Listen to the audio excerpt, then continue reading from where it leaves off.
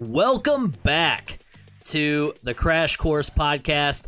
My name is Craig Crash Collins, joined as always by Brandon Scott. You know him as B. Scott. Well, the Indiana high school football season is coming to a close, and it's time to hand out some hardware. It's time to break down state finals weekend. That is where we are at this weekend. We are going to preview all 6 state finals matchups. We're going to discuss our impact players. We're going to give you keys to the game, and we are going to give you our predictions for all 6 state finals matchups. A lot of great storylines. You've got teams like East Central, Chatard, and Lutheran trying to keep their magic going, keep their consecutive title, or keep going with consecutive titles.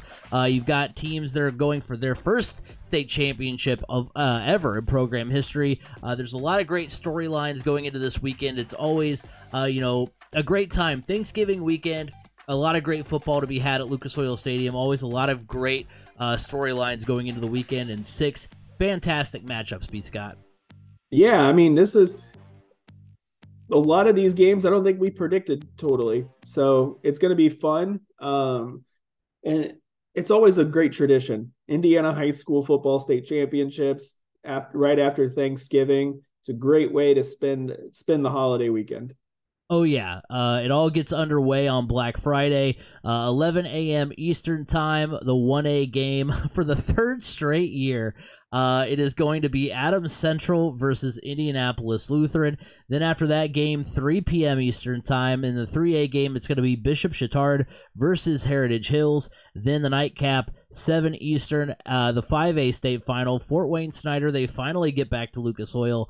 They play Decatur Central. Then there's 3 more games on Saturday at 11 a.m. Eastern Time. The 2A game is going to be Fort Wayne Bishop Lures. They play North Posey. Then at 3 Eastern, it's going to be the 4A game, Northwood versus East Central. And then it all comes down to the 6A state final, the final high school football game of the season at 7 Eastern. The 6A game, no Center Grove. It is Crown Point versus Ben Davis. And going in, so here are some fun facts. By the rankings, there's only one 1 versus 2 matchup. And that's the one that kicks us off on Friday. That's number 1 Lutheran versus number 2 Adams Central. Everything else is kind of all helter-skelter when it comes to the rankings. You've got 3 teams that are ranked number 1 on state finals weekend. You've got 2 teams ranked number 2, 1 team ranked number 3, 2 teams ranked number 4, 3 teams ranked number 7, and 1 team ranked number 11. So we've got a lot of teams that you may not have expected, like you said, B. Scott, some teams that maybe, you wouldn't have had penciled in week 1 coming in on Thanksgiving weekend. And then you've got North Posey, Decatur Central, and Crown Point. They're all making their first state finals appearances. Crown Point hadn't made it past regionals. And so they're getting a shot here for the first time. Adams Central and Heritage Hills have the longest state championship droughts of the teams that have won a title before, looking to hoist the trophy for the first time. Both are looking to hoist the trophy for the first time since 2000. So, a lot of teams with either trying to win for the first time or looking to end droughts that are a long time coming. Yeah, I can't wait. I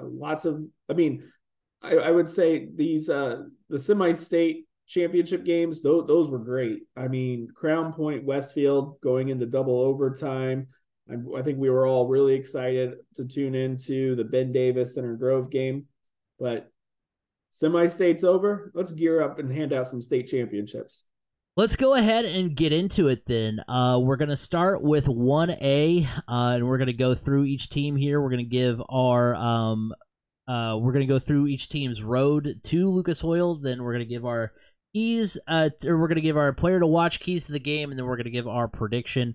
So looking at the 1A state final, it is number 2 Adams Central, the Flying Jets. They're 14-0. They take on number 1 Indianapolis Lutheran. They're 12-0.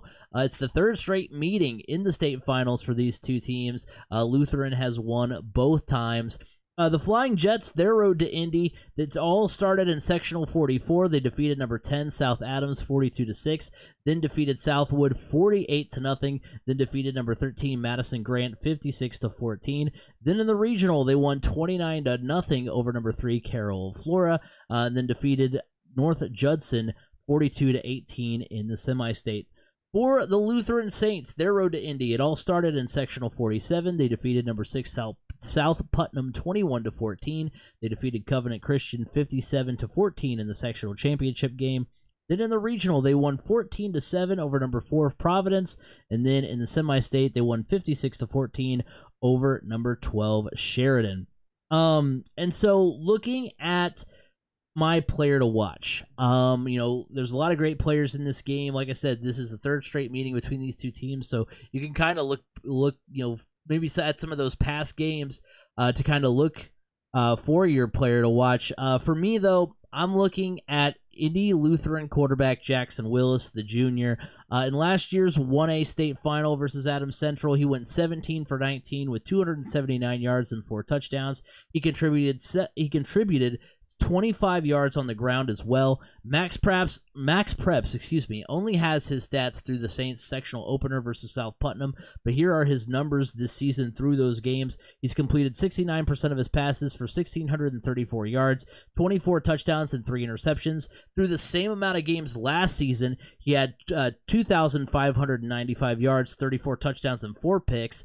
So he's not put up the same amount of numbers as he did a year ago. He's not necessarily having as prolific as a season. But if Lutheran wants to win their third straight title, he's going to need to tap into what he had a year ago. He's going to need to kind of kick it into that extra gear and do what he's done in the past. I mean, he's still obviously Lutheran on this great run, still continuing to win football games. He's still willing this team to win, and he's had another, he split time at quarterback at moments this year. So it's not been quite the prolific season he had as a sophomore, but he's still been getting it done. He's still willed this team to win, and he's going to have to keep doing that if the Saints are going to win their third straight third straight state championship.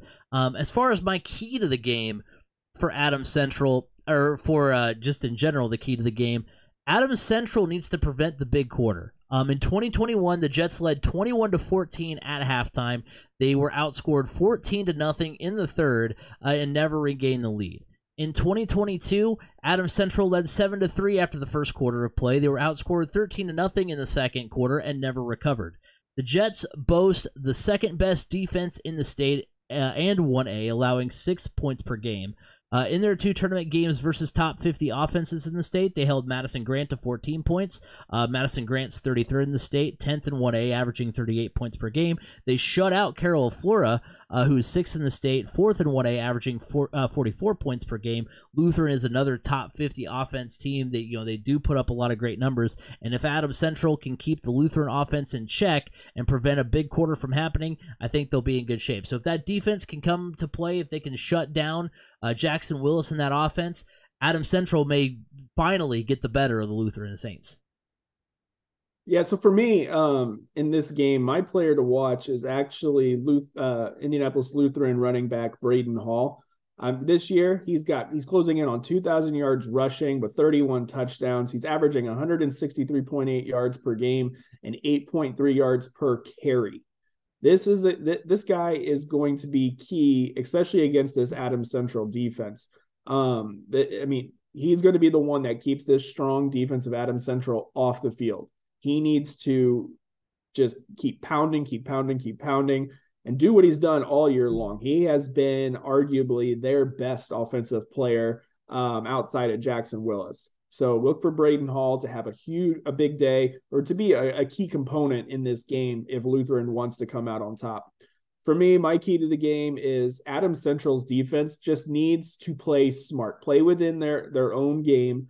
Look, this is the second best scoring defense in the state of Indiana, averaging 5.93 points, or opponents averaging 5.93 points per game. That's extremely impressive, especially when you're going up against this Lutheran team who is averaging 41.3 points per game.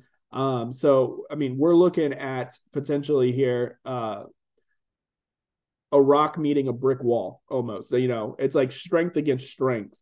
So it's going to be really key for Adams Central just to play smart defense, do what they've been doing all year.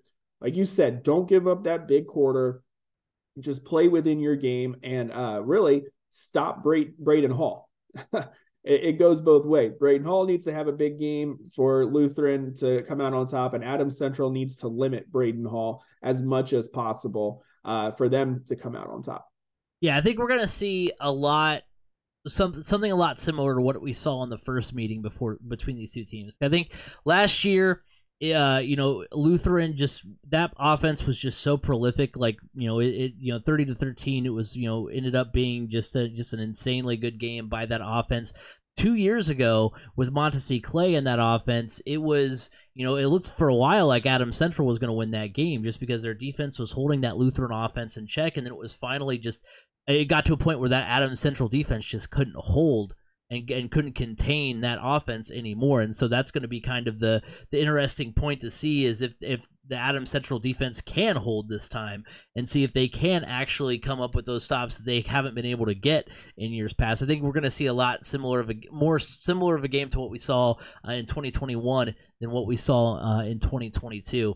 As far as my prediction, it's tough, honestly. This is tougher than I thought it was going to be because, I thought at the beginning of the year, if I saw Lutheran in the 1A state championship game, I was 100% going to go with the Lutheran Saints. I am going to stick with my preseason prediction. And like I said, although I do think this is the best shot Adams Central has had in these 3 games. We talked about Adams Central versus the top offenses, but Lutheran has been able to survive versus the best defenses this postseason. They won 14-7 over Providence, who is 6th in the state defensively. They allow 9 points per game. They won 21-14 over South Putnam, who is 15th in the state, allowing 12 points per game. It'll be a close one, but give me the Saints. Lutheran wins their 3rd straight state championship. Yeah, I had Lutheran at the beginning of the season. I'm still riding them. That offense is they're just really good. So yeah, I'm taking Lutheran to win the 1A state championship as well. Yeah, I think that's a good call. Like I said, it's going to be a close one, but I think the Saints do get it done.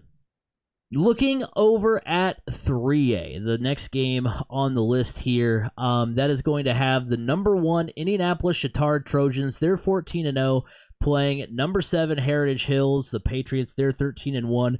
Chatard, looking for back-to-back titles, their 4th title in 5 seasons. The Trojans rode to Indy. It started in sectional 28. They won 40-17 over number 3 Tippecanoe Valley. They won 21-10 over number 3 Guerin Catholic. Yes, you heard me say number 3 twice. That's how the AP poll has it. I didn't want to say 3 and 4 because I was like, that's not how the AP poll has it. So I guess they beat number 3 twice. So they have 2 wins. Actually, the IHSAA program says they beat number 2 Guerin Catholic. So we're go. All over the place. They beat a top 5 team in Guerin Catholic. They won 28-8 over number 5 Hamilton Heights in the sectional championship game. Then they defeated Delta 35-6 in the regional before knocking off number 9 Knox in the semi-state 42-14. The Patriots rode to Indy. In sectional 32, they won 51-14 over Charlestown. They won 23-20 over Southridge. Then they won 51-10 over Scottsburg. They defeated number 12 Batesville 24-21 in the regional. Then they defeated Gibson Southern, the number 6 team, in 3A, 23-20 in the semi-state. My player to watch is going to be Heritage Hills running back. He also plays some linebacker as well. The senior Braden Durham. Against Gibson Southern, he had 17 rushes for 127 yards and a touchdown. He also had 9 tackles and a fumble recovery. He is the 3rd head in the Patriots' 3-headed rushing attack. You have Jet Goldsberry, who's got 1,301 yards and 20 touchdowns. You have Hunter Meredith, who has 806 yards and 12 touchdowns. Then you have Durham, who's got 700-plus yards and 12 touchdowns. In the biggest game all year against one of the best teams they had faced all season, in a rematch of a game they lost earlier in the year, they leaned on their senior leader at running back, and I think he'll play a significant role on both sides of the ball on Friday. I think they'll really lean on him to be that, even if it's not necessarily statistically they lean on him a lot. I think they'll look for him to be that senior leader. They'll look for him to be that guy that comes up with some big key plays on offense and on defense on Friday. I think he's going to be a big impact player in this game. My key to the game, for the Patriots in this one is going to be they need to take care of the football. Last year at Lucas Oil Stadium, Lawrenceburg led Bishop Chatard 14-10 in the 3A state final. They were outscored 24-0 by the Trojans in the second half. 17 of those points came off of turnovers. Chatard has the 5th best defense in the state, allowing 9 points per game. They have the best defense in 3A. The Patriots were +4 in the turnover margin. They have 4 interceptions and a fumble recovery, and to just 1 fumble loss, and lost in their 2 games versus ranked opponents in the tournament. So when they've played the big bad opponents, the big tough ranked opponents on their schedule in the postseason, they have turned the ball. They have created more turnovers than they have turned the ball over, which is good. And if Heritage Hills wants to knock off Chatard, they'll have to make sure they're not turning the football over. They'll have to make sure that ball security is the number one priority. It sounds like it's pretty simple. It sounds like it's pretty common sense, but that's what they're going to have to do. They're going to have to just be, as cliche as it is, they're going to have to take care of the football. They're going to have to, just make sure that ball security is number one on their list. So for me, the player I'm watching is actually on defense for Bishop Chatard, and that's Sam Feeney. Look, the guy's got 74 tackles this season. 17 of those have been for a loss, 9.5 sacks, 3 forced fumbles, and 3 fumbles recovered. I mean, he's a disruptor, and that is, good defense is what wins you championships. And I mean, you got several guys on this Bishop Chatard defense that are just absolute dudes, to put it. But I look for Sam Feeney to kind of guide this Bishop Chatard defense. That is honestly one of the best in the state. I mean, they're creating turnovers. They are they're limiting points. I mean, you look at their schedule, and they're obviously undefeated, but they all season have only given up 20 or more points twice, and that was in the first game of the season against Brebeuf, and then against Cathedral. So it's pretty impressive what this defense has been able to do all season. So I look for Sam Feeney to have a big game, and it goes into my key of the game for Brebeuf. It is create turnovers. You do what you've done all year on that defensive side of the ball. Get after the turnovers, win that turnover battle, and you'll be bringing home another. They said it's the record-setting 17th. If they win, it'll be a record-setting 17th state championship in football. Yeah, it's just insane how dominant that program has been. Their 4th title in 5 years as well, which is pretty nuts. If they can do it, and getting right into the prediction here, I am going with Bishop Chatard. They've played 4 top 10 teams during this 3A tournament and outscored them 131-39. That's an average of 33-10 in those games. So they've absolutely drubbed the class of this Class 3A field. Their 5th best. They have the 5th best defense in the state. They've just been so dominant this season. I got ripped a little bit in our comment section last year because I didn't believe in Chatard, when they won the state finals last year, because I was like, oh, they were 5-4 with their schedule. They play a tough schedule because they play, they play above their weight class a lot. They play the Roncollis of the world and the Cathedrals of the world and that kind of thing. And they were like 5-4, and I was like, well, when you play a tough schedule and you are mediocre, I don't really know what to make of you. Are you mediocre because play a tough schedule, or are you just mediocre? And they proved that they were state championship material, obviously. And this year they took that same schedule and they ran away with it. They were just absolutely dominant all season. They played 6 games versus 4A and above. They played Cincinnati Elder, which is out of Ohio. They're well tested for this game, and I think they'll take the 3A title yet again. So give me Bishop Chatard to win their 17th state championship. Yeah, it just feels like every year Chatard's there. Even when you don't think they have the chance to make it, they make it. That's a championship program. They know how to win. consistently. So I'm going with Chatard. I want to see that 17th state championship going home with Chatard.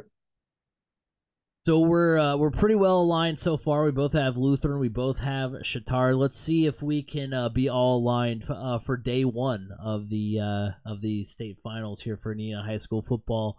Moving on to 5A. You've got number 2, Fort Wayne Schneider, the Panthers. They're 12-1. They take on the number 7 Decatur Central Hawks. They're 11-2. The Panthers rode to Indy. It started in sectional 12. They won 44-14 over Anderson before defeating Fort Wayne North 49-14 in the sectional championship. Then they won 19-18 over number 9 Mishawaka in the regional before defeating Maryville in sectional play. The number 16 in 5A 28-0. The Hawks rode to Indy. It started in sectional 13. They won 33-0 over number 11 McCutcheon. Then they beat number 5 Harrison of West Lafayette 34-17. They defeated number 13 Whiteland 41-7 in the regional, and then in the semi-state they defeated number 3 Bloomington South 24-12. My player to watch, I'm going with Decatur Central linebacker Halbert Aguirre. He had 18 tackles, which led the team in their win over Bloomington South in the semi-state. He does lead the team in tackles with 148. That's 11 per game on average. He also leads the team in fumble recoveries with 3. This is a Decatur Central defense that shut down Bloomington South, the 7th best scoring offense in Indiana, first in 5A. Fort Wayne Snyder ranks 3rd in 5A offensively, 37th in the state, so the Hawks will need Aguirre to step up big again. If he can just get in there, and you talked about Sam Feeney being a disruptor for Bishop Chatard, the Hawks will need Halbert Aguirre to be the same way for the Decatur Central Hawks. They'll need him to kind of be there and be the thorn in the side of that Fort Wayne Schneider Panthers offense. They'll need him to really come up big. Key to the game, Decatur Central needs to keep the ball on the ground. During the regular season, Decatur Central was averaging 231 yards on the ground per game with 18 touchdowns. This postseason, they're averaging 311 yards per game rushing the football, 11 touchdowns. They had a season-high 413 yards in their win over Bloomington South last week, the most rushing yards in a game since September of 2021. Casey Berry ran the football 21 times for 256 yards and a touchdown. The Hawks have 2 rushers who are around 1,000 yards. Enpo Dodo, who is at 1,130 yards, and Berry, who is at 991. And they need to get going. They both need to get going for the Hawks to claim their first title. So they need that rushing attack to get going and get going early if they're going to claim their first title in program history. Yeah, so for me, I am looking at my player of the game being Enpo Dodo of Decatur Central. Both of these teams have the tendency to run the ball more. At least Decatur Central is averaging over 100 yards passing, unlike Fort Wayne Snyder, that's at 88, a little over 88 yards per game in the passing department. But when you look at his, he's been kind of the main ball carrier this year. They've really spread it out very well. Decatur Central has, which is it's going to be tough. So you need to have good ball control, control the clock, and especially when you're going to be playing an old school Indiana high school football game where it's a lot of rushing and not very much passing. But yeah, I mean, just look for that, the Enpo Dodo, Casey Berry, and Bo Polston all to really be carting that rock this weekend. For me, though, the key to the game for Decatur, I'm going with Decatur Central for the key to the game. Keep Fort Wayne Snyder honest. If you are consistently running, look, you do hold a little bit of an advantage there. Bo Polston at quarterback is better than anything that Fort Wayne Snyder has at quarterback. So change things up when Fort Wayne Snyder's loading up that box, trying to stop any of your rushing attack. Hit them over the top. Take chances. You didn't get here without taking chances. You got to keep taking chances in order to bring home that state championship. But look, just play smart, like I said, but really take those chances and try to air the ball out a little bit just to keep Fort Wayne Snyder honest. As far as predictions go, for the 5A state championship game, I'm going with the Hawks. I've just been so impressed with what they did against Bloomington South. They got the best win of either of these two teams so far in this tournament. I think that's if you're looking at the resumes of these two teams throughout the tournament, that's the best win. They've got 4 games versus ranked opponents this postseason, 2 of which were ranked in the top 5. They're battle tested. They've proven they can shut down the best the state has to offer offensively, and their effectiveness running the football this postseason is just too hard to ignore. They've just been able to go toe to toe with the cream of the crop in the state. As far as 5A goes, and I think Decatur Central hoists the trophy for the first time in program history. They win the 5A state championship. Yeah, I'm going with Decatur Central as well. Shout out to late friend of the show, Dustin Gilmer, who was a Decatur Central graduate. If he would. He's looking down, and I definitely know he's rooting for his Decatur Central Hawks to bring home their first state championship. So I'm going Decatur Central. That run game for them, it's just like it can never tire because it's just a 3-headed monster, and that's going to be huge come Friday.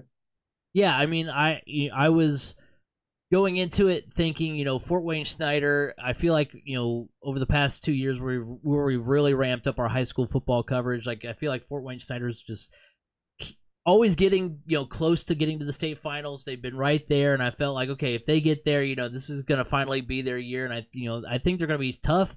I think it's going to be a good game. But I just, I'm just so impressed with what Decatur Central has done in this tournament. And what they've been able to do so far. I think, like I said, I think it's going to be a good game. But yeah, what Decatur Central has been able to do is just so impressive and just very hard to turn your back on and be like, okay, well, go with the higher ranked team. So yeah, so hey, we're all on the same page through day 1. Let's see if it carries over into day 2 as we get into Saturday's matchups here.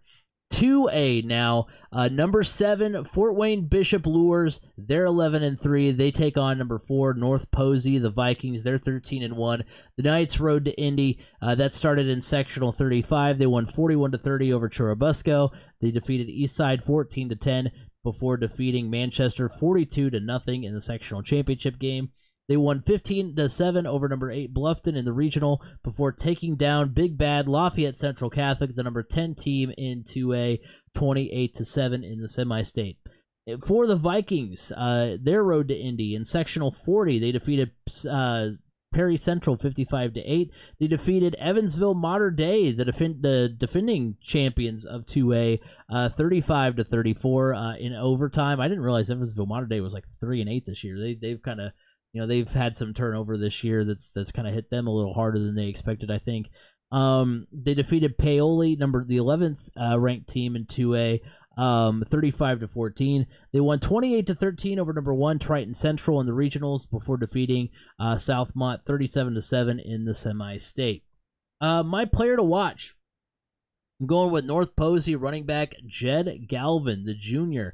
Looking at his stats this season, he's run for 1,276 rushing yards, 26 touchdowns. He leads the team in both categories. He's also got 455 receiving yards, 3 receiving touchdowns. He's second on the team in both categories, also with a punt return and a kick return touchdown. He had 17 rushes for 56 yards and 4 touchdowns versus Southmont last weekend, 11 touchdowns this postseason. And if North Posey is going to get their first state title, Galvin is going to have to get going. He is they're the guy they go to in a lot of situations. He can catch the ball, he can run the ball, he's good in the return game. He can do pretty much everything that North Posey asks him to, and I think the Vikings are going to lean on him quite a bit. Looking at the key to the game, I think Lures needs to get their offense going. Both of these teams have defenses that allow fewer than 20 points per game. North Posey has the top defense in 2A, the 9th best defense in the state, allowing 10 points per game. Lures allows 17 points per game. Last week in the semi-state, Lures faced the 6th best defense in 2A, a top 25 defense overall in the state in Lafayette Central Catholic. LCC was giving up 14 points per game. Lures scored 28. And maybe what's more important is that they did so by wearing LCC down. Nobody really impressed in the stats column. You had Cohen McKenzie, who was just 7 of 14 for 179 yards and a touchdown. Their leading rusher was Mickey Daring, who had 60 yards on the day. So it's not like there was not a guy that you could point to that was like, oh, that guy had 200 yards and 4 touchdowns. That was really the breakout guy, and that was the reason that offense got going. Like, no, they just kind of kept going at LCC's defense, going at them, and wore them down, and just kept scoring on them, and that's what ultimately got them the win. And if Lures wants to win the 2A title for the first time since 2012, they'll need to get the offense going against one of the state's best defenses. So they've proven so far in this tournament that they can get it going against the state's best defenses, and they're going to have to do it again on Saturday. I'm actually going with 2 players to watch. I'm looking at Fort Wayne Bishop Lures defensive ends Wes Javens and Damian Jackson. These guys have been terrors in the backfield. Wes Javens has 9 sacks. Damian Jackson 9.5. They're right neck and neck with each other. You can tell these two are competing with each other. Wes has got 88 tackles on the season. Damian's got 81. Damian it has pulled ahead in the forced fumbles and the fumble recoveries, but both of these guys have the ability to get into the backfield and cause disruptions. And that having that kind of defense, having 2 defensive ends bookending that can actually get to the quarterback either way, or also then step in and just stop the run. These guys have a nose for the ball. Look for them to have some big games. And that kind of then goes into my key to the game. Fort Wayne, you talked about the offense needing to get going for Fort Wayne Bishop Lures. But I'm looking at the defense. North Posey's got one of the better offenses in the state in 2A. You need to get that offense off the field. You need to cause disruptions to them. You need to get them feeling uncomfortable. And that begins and that ends with Wes Javens and Damian Jackson. So the Bishop Lures defense really, really, really needs to get after the North Posey offense. I'm glad that you mentioned that North Posey offense, because when we get into the prediction here, I am going with North Posey. I'm going with the Vikings here. I think when we rehashed, when we did our all 3C media team, for the end of the season, I talked about, we also did our state finals, kind of like, looking back on our state championship predictions as the tournament was beginning, and I believe North Posey was my pick for 2A.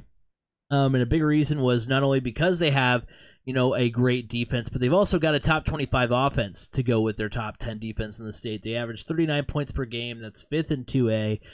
So the Vikings are better defensively than Lures, and I just don't think the offense for the Knights can keep up with North Posey. I think the North Posey offense is just too good. Like we talked about LCC, the LCC is good on defense, and Lures wore them down. Well, LCC didn't have the offense that North Posey has. So even if Lures can get the offense going, North Posey has those weapons, as you mentioned, where they can just, they can light up the scoreboard. So even if Lures, can manage to get the offense going a little bit, North Posey can respond. They're more equipped to kind of play, either type of football. They have the offensive firepower, and they've also got the defensive firepower. So I'm predicting that Saturday begins the way that Friday ended with a first-time champ. Give me the North Posey Vikings to get their first title in program history. They take the 2A state championship. Yeah, I'm going with North Posey as well. I mean, look, they have a really good defense. They have a really good offense. It's going to be tough to overcome them, especially with how good their offense is. They're going to get theirs, essentially. I mean, you can limit how much they're going to get, but if you don't have the offensive power to keep up with them, it could be a long day for your team. I'm going with North Posey as well. Looking at 4A, You've got number 11 Northwood, the Panthers. They're 12-2. They're going up against number 1 East Central, the Trojans. They're 14-0.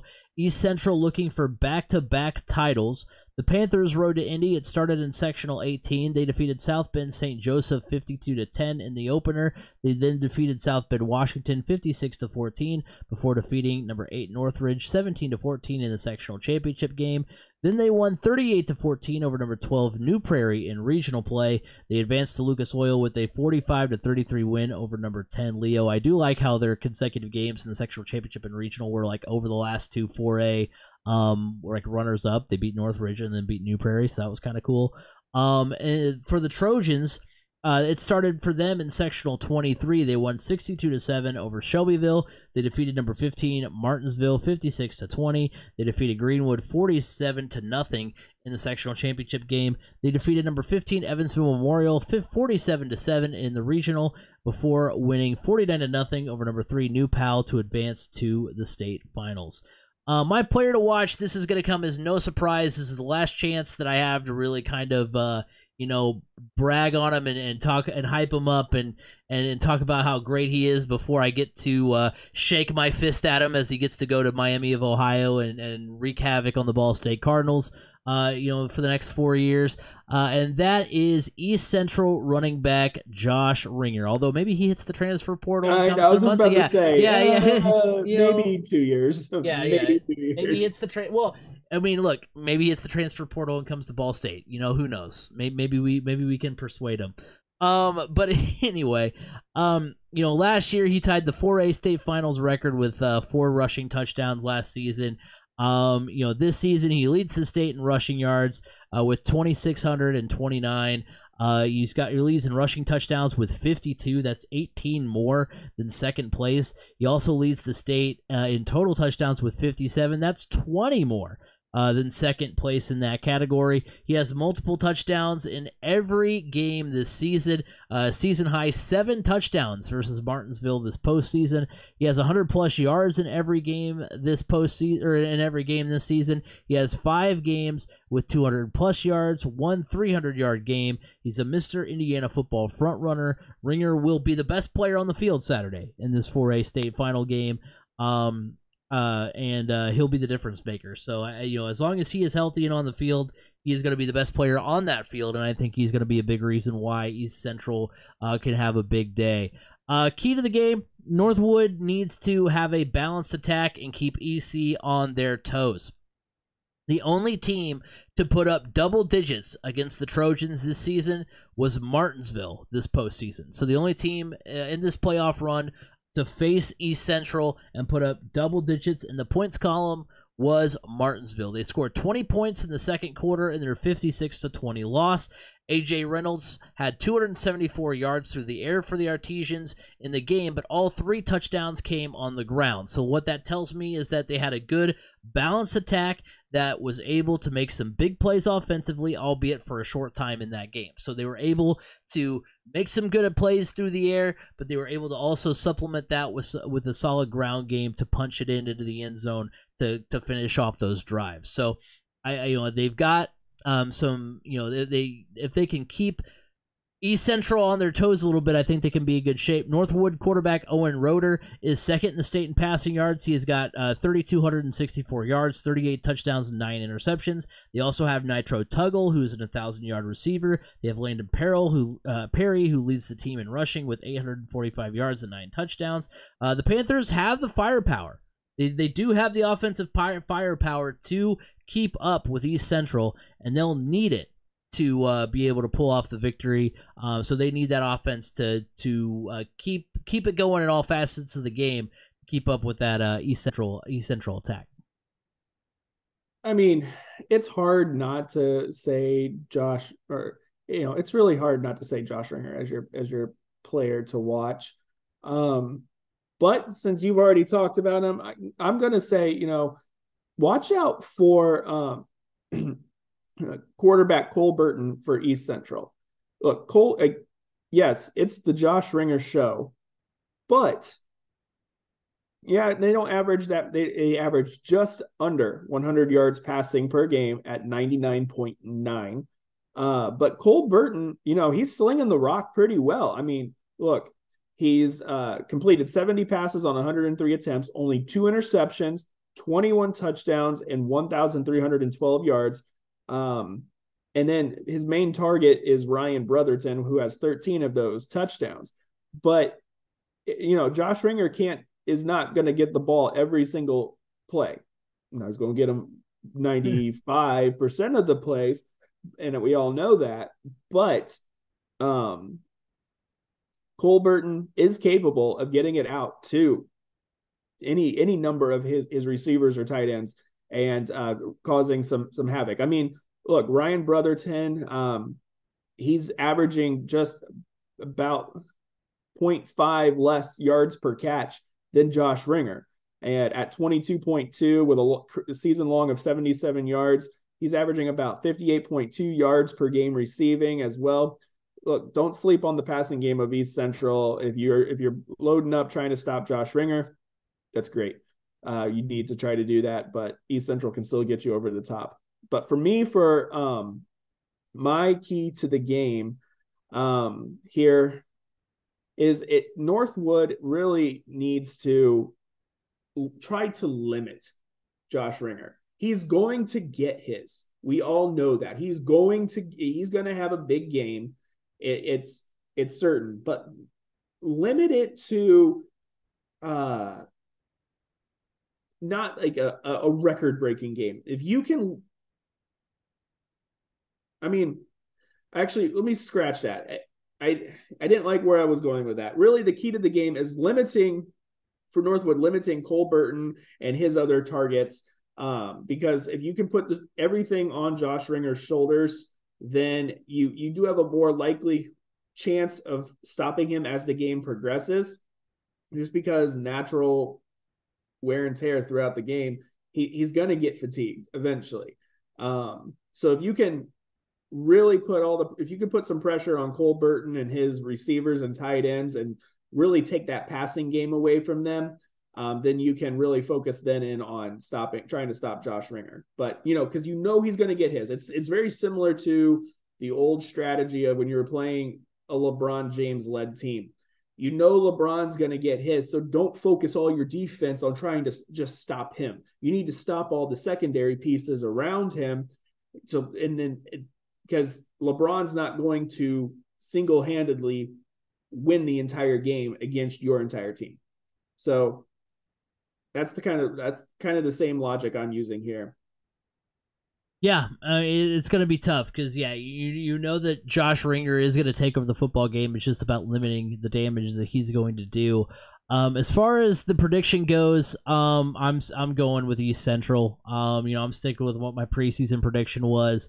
They've been too impressive. They've got the top offense in the state. They're averaging 50 points per game.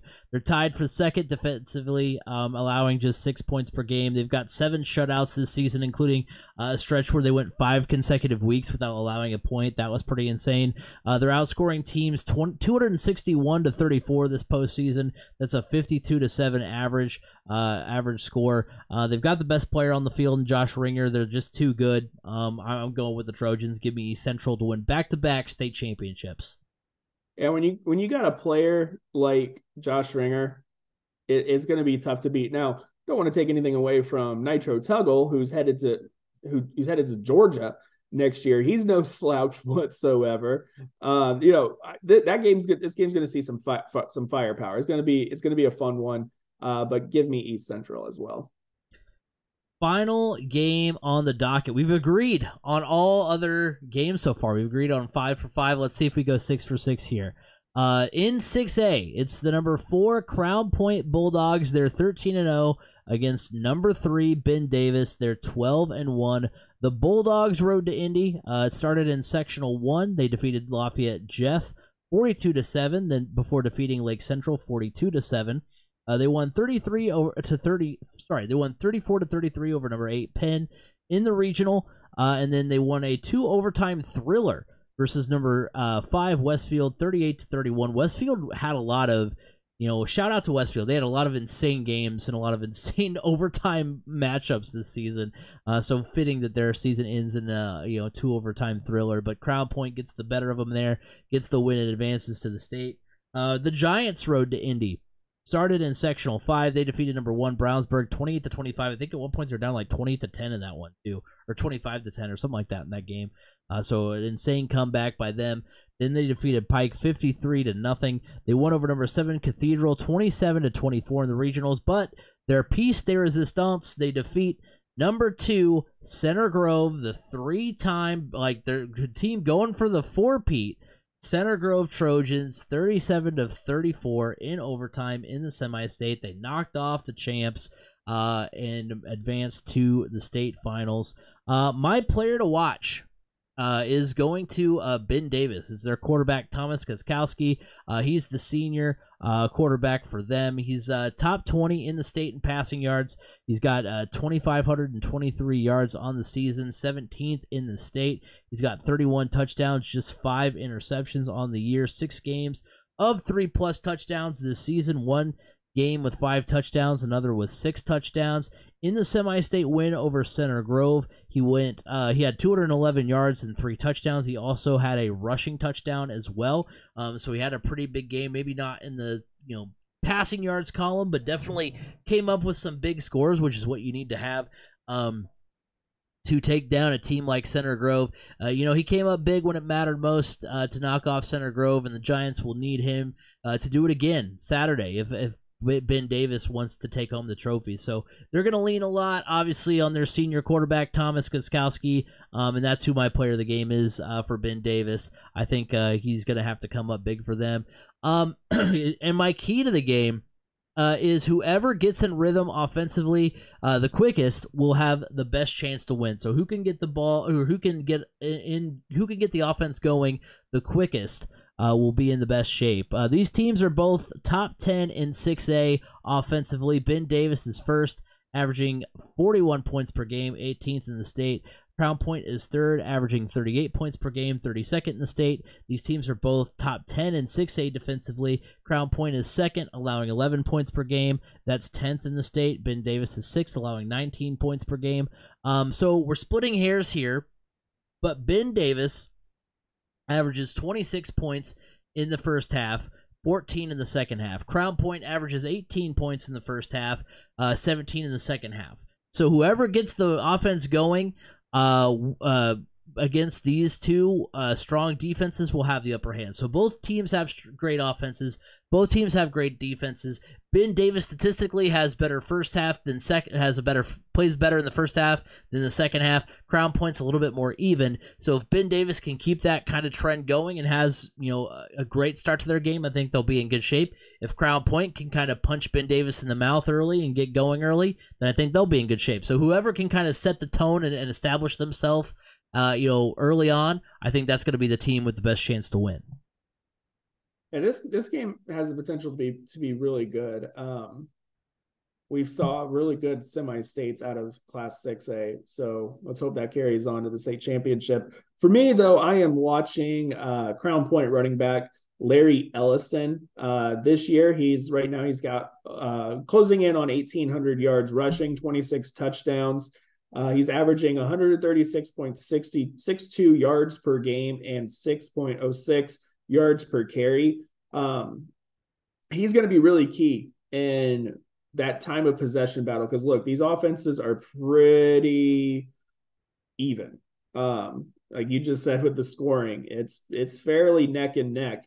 But if you have a guy like Larry Ellison that can keep toting that rock and keeping that Ben Davis offense on the sidelines, that really bodes well for you. So I'm watching Larry Ellison to put up, not just have a big statistical game, but have a big time of possession game. And then as far as my key to the game, this one goes to Ben Davis. Look, you are coming off an emotional win over Center Grove. That right there, a lot of people will say that should have been the state championship game. Don't have a letdown following that. That is a lot of emotion to be riding on going into that Center Grove game to come out victorious. There's a lot of emotion there. It is easy to come out of that and go, man, we just beat Center Grove. We can beat anybody, and overlook Crown Point. Don't overlook Crown Point. This team is good. This is a really good Crown Point team. Just don't have that letdown. It's very common to have a letdown after a big emotional win, but stay consistent and don't let yourself have a letdown. It's kind of like what they've said, they used to say that about like the AFC and NFC championship games. A lot of times those games, because, those teams play each other a lot more, those tend to be the big games that you get up for, then you end up playing in the Super Bowl, and it's not, obviously it's still the Super Bowl, but like kind of the way the Colts was. They finally beat the Patriots, and then they have the Bears. It's kind of like, okay, well, hopefully they don't overlook the Bears because they just finally got past the Patriots. So yeah, it kind of has that same effect to it. So looking at the prediction for 6A, I'm going with Ben Davis here. The resume is just too good. They knocked off number 1 Brownsburg to kick off postseason play. Their most recent win in postseason play was knocking off a Center Grove team that was going for the 4-peat. Only loss this season, crazily enough, was to IMG Academy. Like, when you look back, you think about Ben Davis's season, that's their only loss, was to IMG Academy. And that's not a slouch of a program whatsoever. No, not at all. They're not as good defensively as Crown Point, but their offense is better, and I think they can put up the points to get it done. They beat the champs, so I think they will be the champs. The Giants get their first title since 2017. What they've been able to do this season has just been really remarkable. They've done really well this postseason. They flexed their muscle, and I think they finally get it done. Ben Davis is going to be your 6A state champion. Yeah, give me Ben Davis as well. Look, Crown Point, you've had a great season. Way to go there. But for me, Ben Davis has had a much tougher road and is much more battle-tested than Crown Point. And come the state championship, that's honestly what gives Ben Davis the edge for me, is that they are battle-tested. So I'm taking Ben Davis to come home with the 6A state championship. Well, look, we're all in agreement then. We both have Lutheran. We both have Chatard. We both have 5A is escaping me here. What was 5A? 5A was we both have Decatur Central. We both have North Posey. We both have East Central. And we both have Ben Davis. So we are all in agreement. We'll see. Hopefully that means we'll both be 6-0 come the end of Thanksgiving weekend. Be nice. So we'll see. Hopefully those predictions serve us well. But that will do it for this week's edition of the Crash Course Podcast. Thank you guys all for hanging out with us. Remember, you can like us on Facebook, 3C Media. Go follow us over on Twitter at 3C Media Sports. Go over to the YouTube channel if you aren't over there already. If you're listening to us on the podcast apps, go over to YouTube, hit subscribe, ring the bell, do all that fun stuff. And also, while you're at it, go like us and follow us over on TikTok as well. And go follow us for our content over on that side of things. If you're already following us on YouTube, go over to the podcast app, because you can listen to us every week on Apple Podcasts and Spotify, wherever podcasts can be heard. You can hear the Crash Course Podcast. You can follow me at Crash Course FM on Twitter. B. Scott, where can they find you? You find me on Twitter at Brandon_Scott87. Next week, we will be talking some college football as we get ready to talk about conference championships and the college football playoff. But until then, everybody have a fantastic Thanksgiving and have a good rest of your week, everybody.